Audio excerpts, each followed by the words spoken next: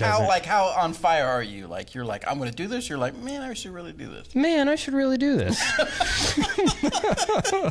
Let me go fishing first. You know, it'll happen eventually.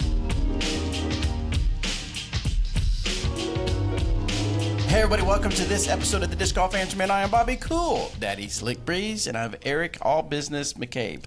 He's got a polo business. on. Oh, it's your ESU one. Okay, yeah, it's got the little Hornet. I had CPR training this morning. Oh, yes. Remember? Yeah. Is that why you tackled me and did CPR earlier? Whoa.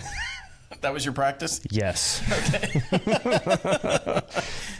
What's the name of the mascot? Corky, that's right. I was thinking like Beezy or something. Beezy, I like that though. Beezy, but he's a hornet, not a bee. Oh, that's right. So. On the Disc Golf Answer Man show. Correct. We have a lot going on. We do. But first, the big thing that's going on, a big tournament happening over in Finland, and that is the Pro Worlds, the 2025 PDGA Pro Worlds, and it's a big deal. Humongous. Did you watch the opening ceremonies? I didn't watch. I watched a little bit of it, okay. like the flag. What do they call that? Yep. The parade of flags. Yep, sure. So I watched some of that, and then I have been looking at the social media, and I've been seeing the young lady. I can't remember her name, but she's like kind of guiding us through what's upcoming and things like that. Right. She's been doing some videos, and everything looks. Dude, the VIP area looks amazing. So you've been to Europe, but you haven't been to Nokia, correct? Okay. They built a restaurant on hole 18. That's so crazy. It's insane. I mean, the amount of money and time and all that has been invested in this is going to be worth it. Yeah. This is insane. Like, definitely having some FOMO. Yeah, I mean, I'd love to be there, but the whole making disc golf history, it'd be nice to be there to experience that. The first time it's been outside North America. Yeah. I mean, it'll go back again, obviously, but there's just something about the first time. And man, hats off to UC for the vision. Yeah. It's coming true. It's going to be an epic event. I've heard rumors of like 10,000 spectators on site. That's insanity. Crazy. That's crazy. Insanity. They sold out. Man, awesome. Well done. We should probably do I'm just thinking off the top of my head, but maybe I don't know what you got going on Thursday or Friday, but maybe we could a live our impressions far of it. Yeah, because I'm sure they'll show a lot of obviously interested in the gameplay. Mm-hmm. I don't keep up with players as much as you would, or some people that are really into watching the tournaments. I mean, I like watching some of the people I know, but I'm into all the other stuff, like the media coverage. What did it look like? How did they have it all set up? All that. So maybe we could do like a check-in. Thursday would be great. Yeah, and just say, hey, this is our impressions of it. Anyway, so yeah, I'm super excited about that. Now, here's my question to you. I guess we can dig right into it. So I posted a question on the Disc Golf Answer Man because it was this is record-breaking for disc golf. This is all new stuff. There's so much being invested. What, to you, in your mind, as someone who's won Worlds and played a bunch of big major events, what would success look like for you to look at this event and go, wow, yes, they knocked it out of the park? I think they already have. Yeah? To be honest. I think, just the stage itself that they have set up there, the scoring, the all the media that they've got going into it, the professionalism that is being held by UC and his entire staff, whoever else that is. I mean, he's got to have hundreds of people, right, helping out with this event. To me, it's already successful in my mind because I have been to this course. I have played this not this event, but European Open. Even back in 2011 was the first year I traveled to Europe to play in the European Open, and back then it was prestigious more than anything we've got going on here now. I mean, outside of maybe USDGC or a World Championships or something like that, but 10, 15 years ago, they were doing it right then. So with 15 years of evolution, or however you want to look at it, it's only going to get better. Why do you think that is? I think it's because Europeans treat disc golf like it's a sport. Yeah. You have these kids that are out there spectating, watching, enjoying, and looking up to these athletes, because that's what they are, is athletes. I did a little bit this morning. I was really curious about, because it's being made a big deal, which it is. But I was kind of curious. I did some research, and it is interesting how the Europeans, the government itself, looks at sport a little different, whereas America is more of like franchising and the NFL, merchandising. NFL is kind of a closed system as far as sports and people wanting to get in, but the government, like they even said, a six-figure donation, I guess, or the amount that they put into the investment, six-figure investment, and this is the government doing that. Yeah, so insane. I kind of looked that up, and it was like, yes, European countries do tend to, from the government level, actually puts money into it. Yeah. Into sports, so not take money out. Yeah. So anyway, super excited. I'm so excited for this week. I mean, Worlds Week is always a great time, but this one's just something special. Yeah. So, of course, we wish all the best of luck to all the players out there, but specifically the Team Dynamic Disc players. We're watching you, and I'm of course on Instagram. So if you're watching or you happen to catch this, post something while you're out there because I'm sharing it. Yeah. So thank you for doing that. Tag us. But real quick shout out to congratulations to Raven Klein. She posted on her Facebook page that she is now engaged. So congratulations to Raven. Engage. And I feel so bad, but I forgot her fiance's name. I used to actually talk to him when I was in class. What was his name? When you were in class? Yeah, we were in class together. At Clash. My apologies. Yeah, no. What's his name? You don't know either.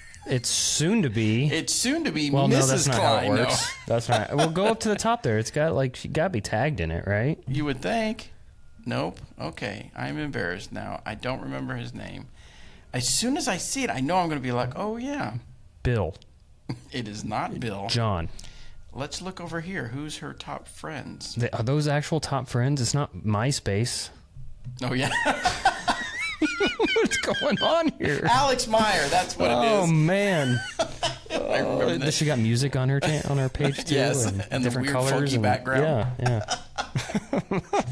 What's her top friends? All right. Also, a shout out to Ron Converse, obviously for winning the World's MP60. MP60, yes. Masters Worlds, but just bringing that up because we do have a Ron Converse Max, which has a really cool picture from the event. So to kind of commemorate that. So make sure you go out to our store if you're looking for something to help support Ron and commemorate that. We've got a really cool Max. Yeah. And then shout out to Chris Smith, who got his 100th win. 100th dub. Excuse me.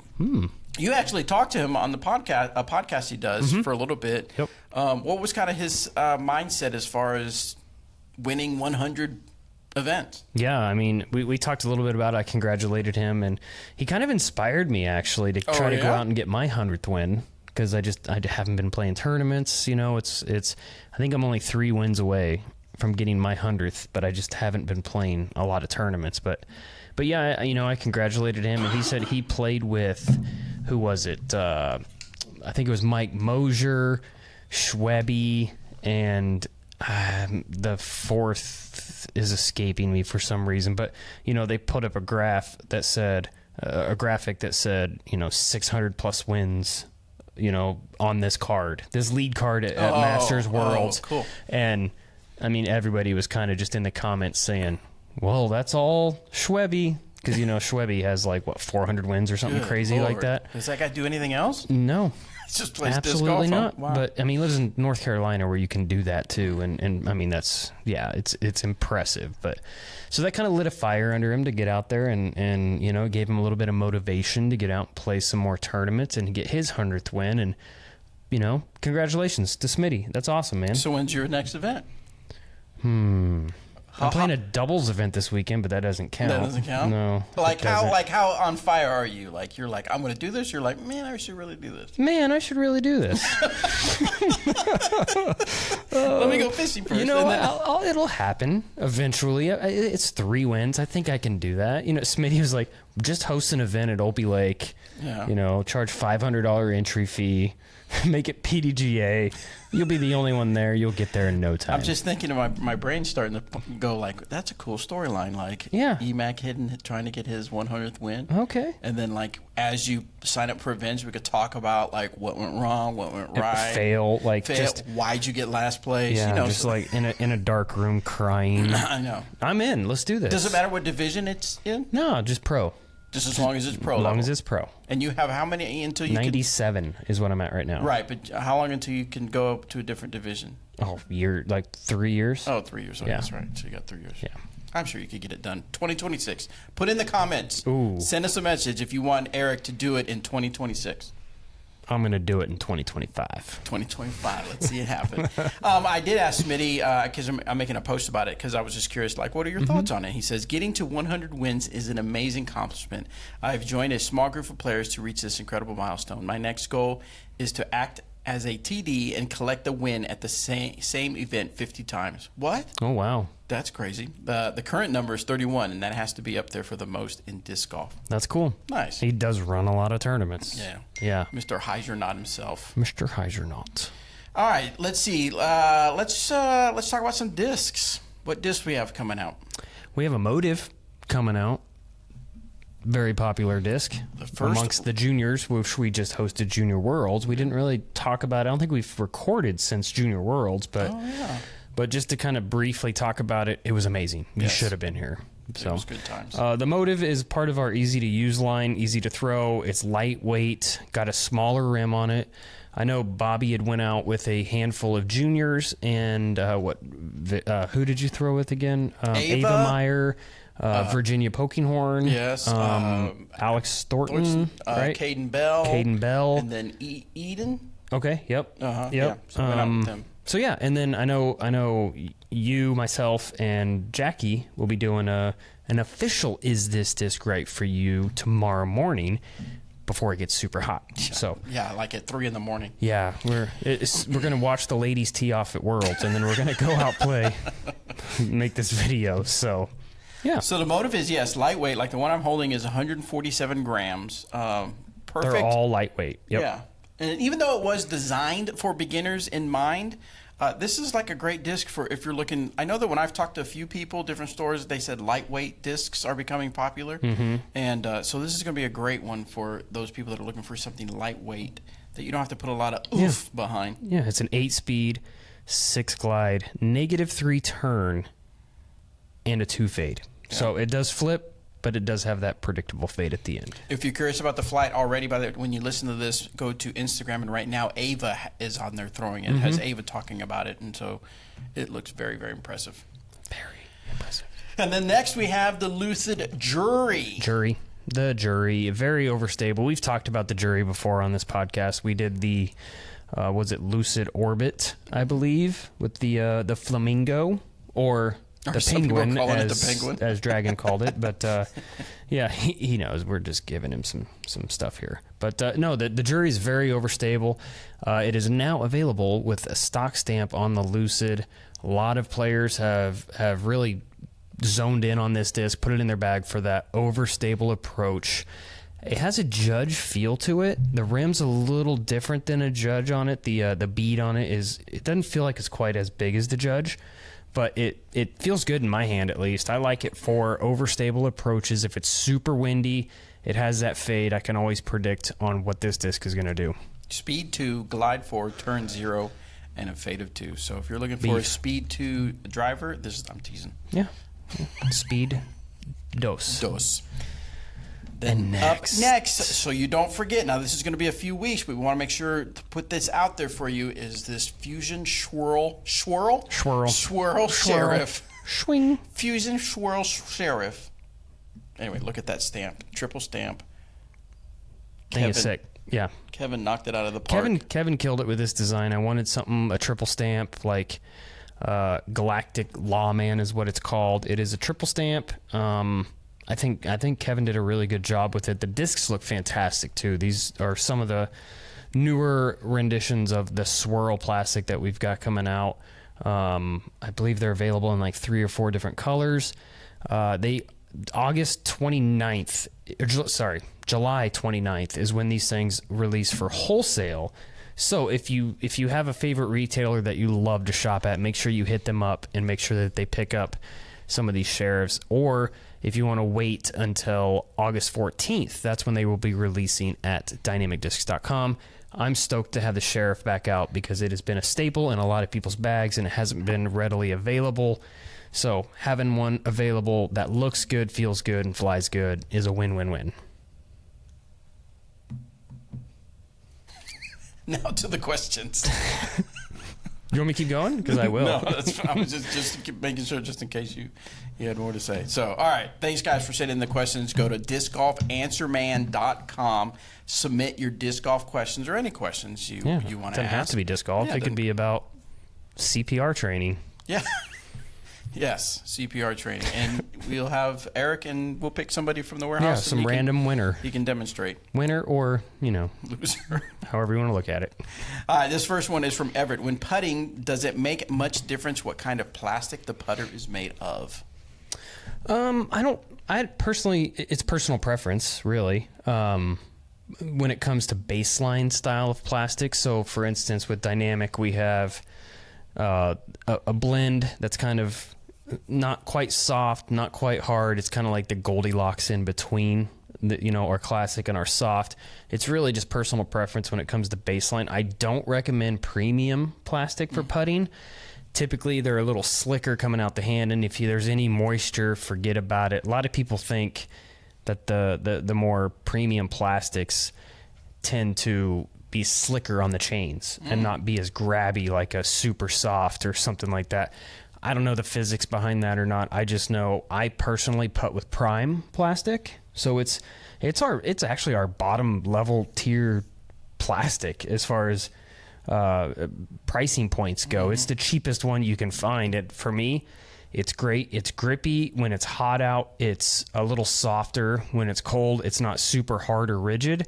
Has a great release to it, and it's inexpensive. And I've had the same ones in my bag since the Arrowhead experience back in, what year was that? Like 3 years ago? Really? Yeah, the same ones because we got them at that event because it has the Arrowhead on it and all that. So, that's my personal preference. What about you, Bobby? So I do. I mean, I use the more grippier. I tend to either a blend or a classic. I don't like the feel of kind of like you said, the preference. I don't like the feel of a classic soft. Right. Especially because I play mostly in Oklahoma and Kansas, right. And it's typically warmer here, so I just don't like that gummy. But I know a lot of people like the more gummier feel. People love that softer gummy plastic. I just can't get a consistent release on it personally. No, and definitely with the premium plastic, it's slippery, and you don't want that slippery feel, obviously, when you're putting. Yes.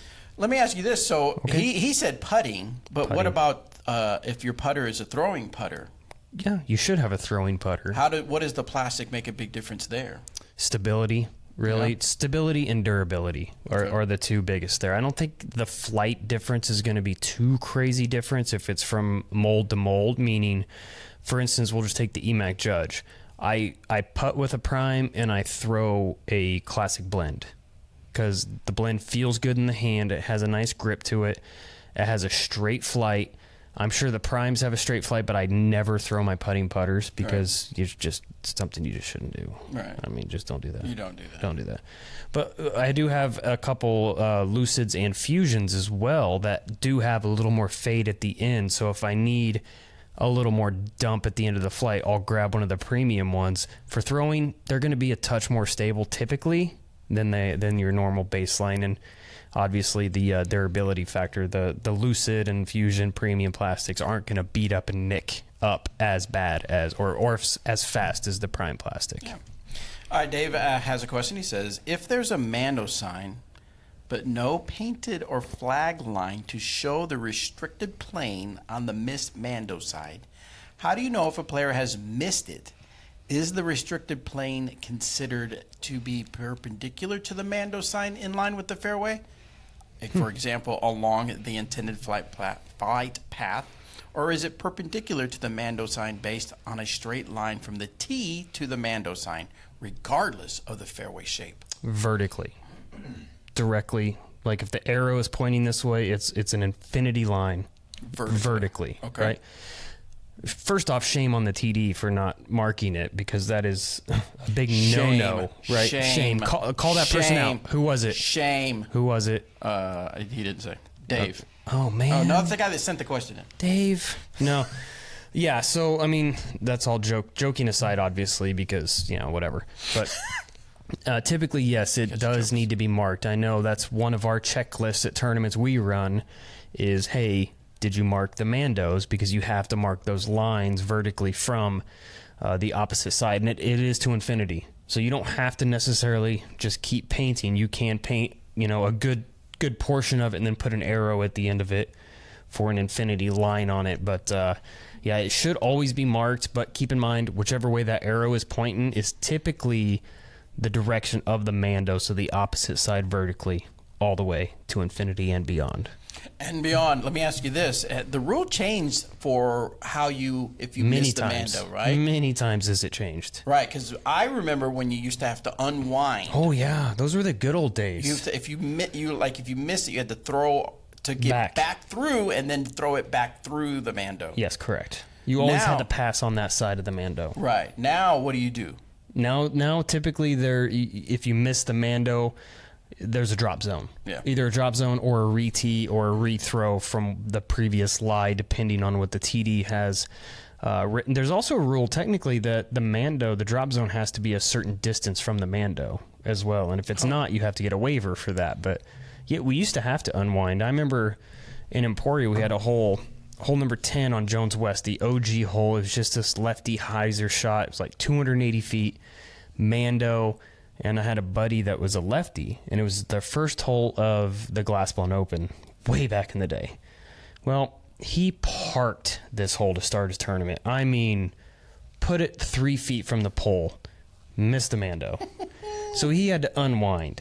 So he threw from his lie back and came up short of the Mando this way. Mm-hmm. So he had to throw over here, and then I think he ended up taking a snowman to start his tournament, unfortunately. So his nickname was Frosty from there on. But I mean, for obvious reasons, they chose to put a drop zone in for speed of play because if you have a big Mando on a huge downhill shot, you're going to create backups and all that. Yeah. So.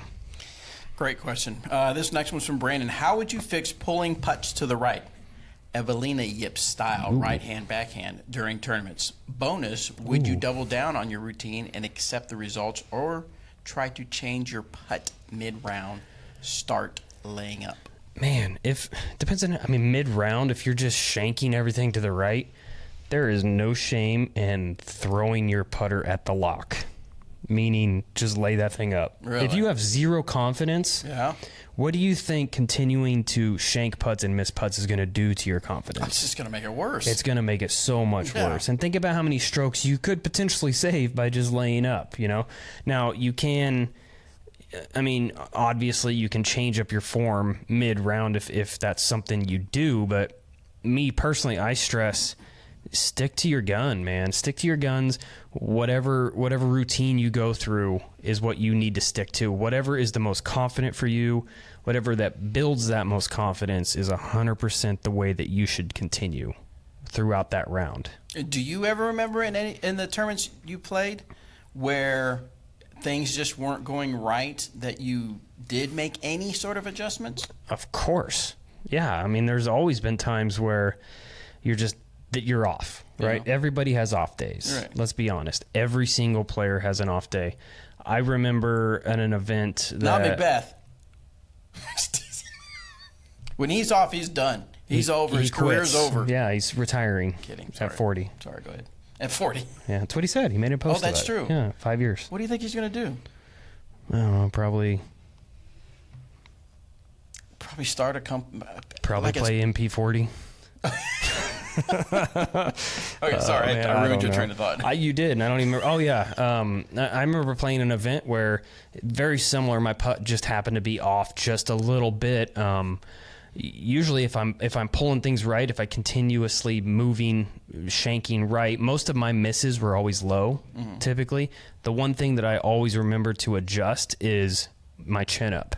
If I'm missing putts, low, before I hit my next one, I'll tell myself, look up, put your chin up in the air before you putt. That will help me in my body motion release a little bit higher with a little bit more nose up even to hopefully adjust that miss that I was making. Is that advice that someone gave you or something you just thought, I'm going to try this and it worked? Just going to try it. Yeah, trying it out in the practice field. And that's the other thing, man. Just go to a basket after the round. Yeah. When the round is over, just figure it out. What is going on? Yeah. What can you do to change? Now, obviously, if you keep shanking everything right over and over and over, the easiest solution is, well, let's just aim a little bit further left and see what happens. Yeah. Until you can hit that one putt. A lot of times it just takes that one putt, to hit that one putt solid, and you could feel it out the hand that just, it's like a light switch. Your confidence just goes through the roof. So I'm going on a tangent, but it just popped in my head. Tangent. So whenever I'm out filming with our players, and they're having a good round, it's always like good vibe, good energy, right? But when I get there sometimes and someone's having a bad round, I always feel bad. Like I don't even want to look at them. I don't even want to know what to say. I'm like, okay, I'll get a couple pictures and then I'll leave. You're like filming and then they miss a putt and then you're like zooming in on a bird up here. I wasn't filming. I didn't. But when you're out with your college students, laps. No, not practicing, but like. I'm assuming you've been to tournaments with them, right? Oh, of course, yeah. Every tournament. So what do you do when you've got? And maybe it probably depends on the person, but like, what do you do if someone's just like having a bad round? Oh, crack that whip. Do you coach them in the moment, or or is it one of those things not like in the moment? Typically, I'll be there for them. If they need to ask a question or something along those lines, but not like I'm not going to walk up to them instantly and be like, "Dude, what are you doing? Right. Like, this is what you're doing wrong. Fix it now, or you're off the team." Yeah. Right? It's more for me. My coaching method is more to be there when they need it, right? And just being there as a support system, right? And a lot of times I'll ask, hey, what am I doing wrong here? Or, a lot of those type of questions, or when I'm bringing up issues or potential struggles is during practice rounds when we're out at an official practice. That's when I'll be like, hey, your X step, your last step is quite a bit longer than it needs to be. Shorten that up so your timing can be thorough. Yeah. So, and I guess my point to that, to the listeners, is I'm thinking is that if you're out there and you are tournament playing, right? Don't be afraid. Don't enclose yourself and close yourself off. Obviously, if you and the other cards, you're not going to ask them for advice. But if you got some buddies with you, don't be afraid to ask for advice. Sure, totally, absolutely. Man, I can't get this. What do you see? What am I doing wrong? What am I doing? Yeah. So, all right. Next one is from Andrew Jackson. Have you considered going to the factory and doing a show with Jonathan, Andrew Jackson, and do a show on plastic? Glad you're back. Well, Andrew, yes. In fact, we challenged them to a round. Guess what? Haven't heard anything. Nothing. I haven't heard anything. So if you happen to watch their show or their YouTube, tell them Bobby said he's ready to take you guys on. Where you at? Where you at? Where you at? Probably at Worlds. I know, Lucky. But no, I would love. I mean, I know other people have commented to go up to and do like a video with Jonathan. I would love to do a video with Jonathan. Just meet halfway. Just meet halfway. What would be halfway? Maybe Iceland. The middle of the ocean? Or Iceland, probably. Iceland? Yeah. I'd go to Iceland. I would too. Shoot. Let's go. I'll book it right now. You'll book it right now? Mm-hmm. Orbits. Oh, you literally are booking it. Yeah, I am. All right, next one is from Stu. I'm planning on directing my first tournament in July. I want to do a 27-hole flex start with an optional 30-minute lunch break after the first 18 holes. Optional? I guess you don't have to take it if you want to. There will be no registration fee required. Cool. It will be an amateur-only, non-sanctioned event. I will be funding this event with my own money, and there will be cash prizes plus gift cards given to the top 5 finishers in each division. Nice. How does a provisional throw different from some players earning a mulligan is my question. I want to have 3 to 5 holes in which there will be a match play hole in which a player earns a mulligan stroke that he or she can use later in the round, or non-match play holes. So I'm not entirely clear on what a provisional throw is. So provisional and mulligan are two completely different things. Typically, mulligans don't exist in tournaments, right? Because it's a redo, right? So if you shank a shot and hit the first available, you're like, I'm going to take a mulligan That means you're throwing another shot, and that first shot, it's like it never happened. Right. Didn't count. You didn't even see that happen. A provisional is, there's a lot of opportunities, a lot of times that you could utilize a provisional. Provisionals are typically for if you have a question about a certain OB, like if you're playing an island hole and you're like, man, these rules aren't exactly clear on how I'm supposed to play the hole.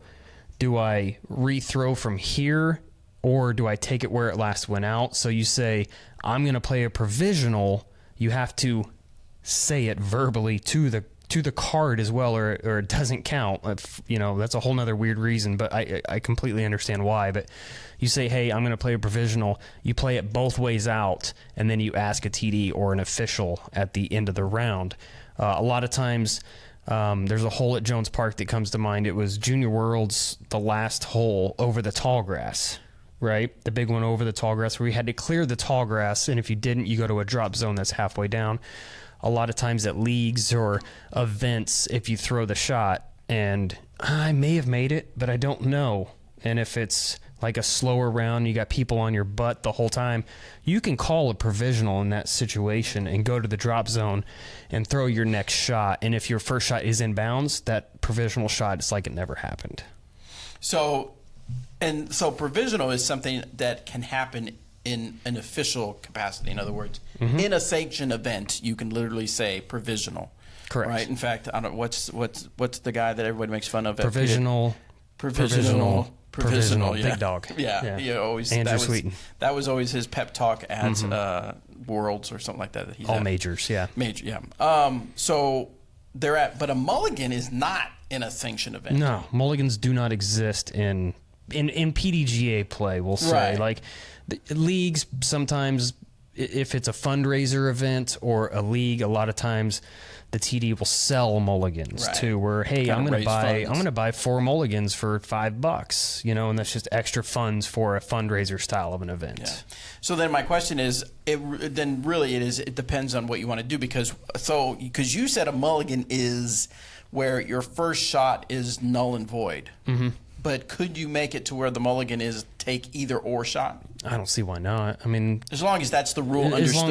As long as that's understood ahead of time, right? Yeah. I think there's different ways to play mulligans. If you play the way I said it, then it's like you have these mulligans that you got to use, but then let's say you're down to the last couple of holes and you park it, and then it's like, well, I'm going to take a mulligan and try to ace it, and then you hit first available. Right. Then you're playing that one because there's some strategy involved in how you play a mulligan as well. But yeah. So let in the comments below, how do you typically use a mulligan? Do you do it to where when you say mulligan, that means this shot counts? This is the shot. Or can you play both? Right, or you can play both. Yeah. So curious to see what different styles there are. Great questions, too. So it sounds like the mulligan is what you're going to want to use in your situation. So yes, provisionals. Yeah, check back in and let us know on the Disc Golf Answer Man Facebook page. Let us know how the event went. Yeah, how your event went. That's great. Also, props to you for no registration and going into your own pocket and giving out prizes. That's awesome. Yeah. Thank you, Stu.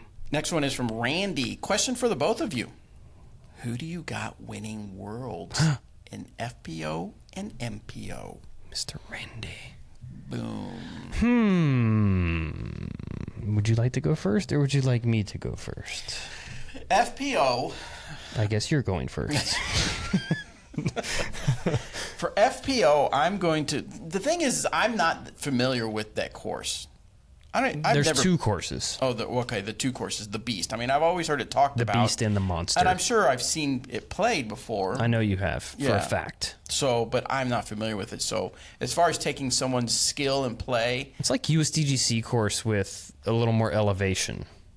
Okay. Similar, I would say, because there's a lot of artificial OB, a lot of placement golf, kind of arena style, a lot of. You got to have a backhand and a forehand. So, does that help? No. Okay. My picks are going to be less based off play, even though the people that I pick are great disc golfers in their division. Are we going to put something on this? We can. Let's put something on this. All right. Care to make it interesting? Yes, let's make it interesting. Name the show in the comment. We just mocked it. So, but Kristen, I want Kristen Lott to win. Now, this isn't because, I mean, she is a great player, but just kind of following her story, her ups and downs, I just really would like to see her win. Though it would make for a great story for Evelyn to win this. Evelina to win it. I think it would make a fantastic story just because of her sort of rise in the ranks the last few months, or at least this disc golf season that I've seen. You know she won last year, right? I didn't. Okay. Remember, I just got back into disc golf. Yeah, she won last year. I didn't know that she won. Yeah. Everybody's rolling their eyes. I get it. But hey, won. remember, I literally got back to disc golf 2 months ago. You know where I thought you were going with that? What? I thought you were going to be great for Evelina to win because she's from Finland. Oh.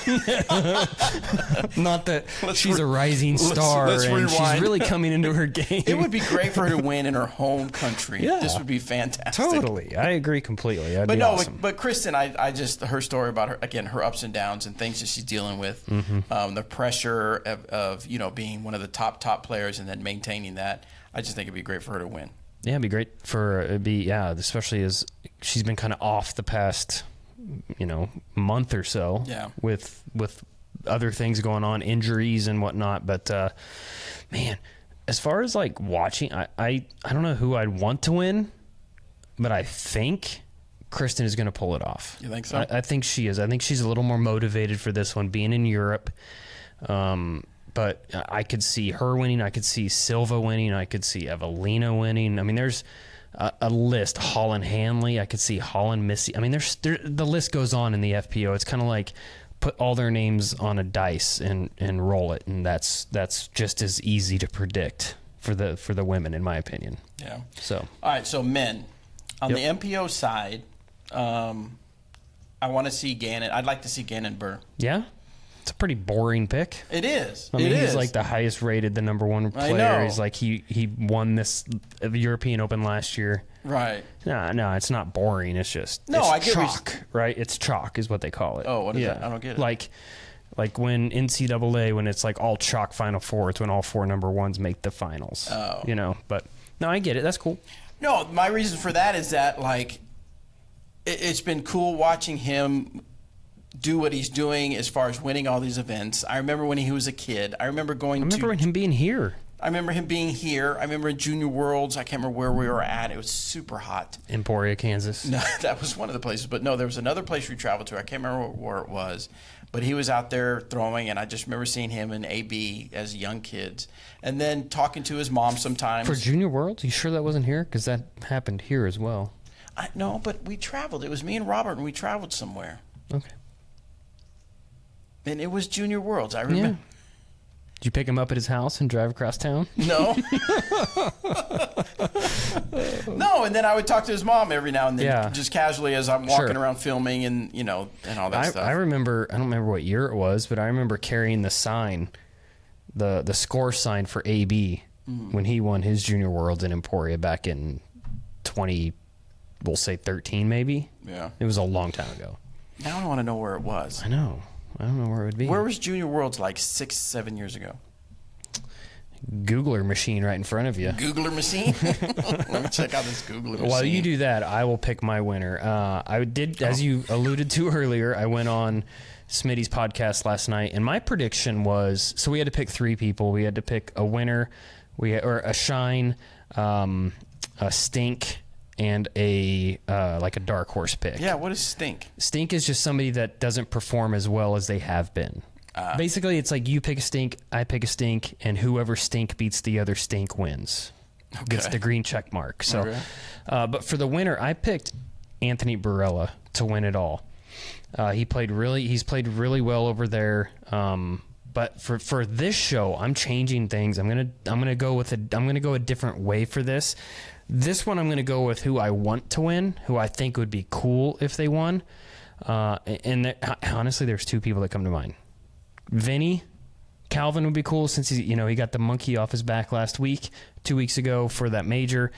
But seeing Paul win his 7th and Ty Climo for the most majors would be pretty cool. It would be a hell of a story with all those people there. You know, I think it would just be very electric to see all of that happen. But, you know, Paul would be cool. I mean, I'm just going to list some names now. Nicholas would be also really cool, seeing as how he's the local guy from Finland. It'd be really cool to see him win as well. So I mean, it's much like FPO this day and age. Anybody could do it. Really, whoever pops off is going to win. So, I mean, there's so many different storylines. Yeah. Paul Macbeth, 7th. And then, you know, Calvin Heiberg just coming off the big win. To win that would be a big, I mean, of course, winning Worlds is amazing for anybody. It's a life changer. Yeah. Like, it truly can be. So That's crazy. Did you find it?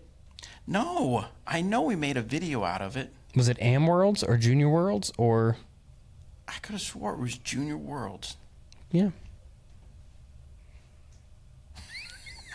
You don't believe me? No, I believe you. I totally believe you. I'm going to edit this once I find it. What if I go to Anthony Barella's, or was it Gannon Burr? You remember for sure? It's 2017. Where was it? I don't remember. But it's the 2017 PDGA when AM and Juniors was together, because there's Zach Arlinghouse as the thumbnail. And I got to watch a commercial because I'm not on my YouTube account.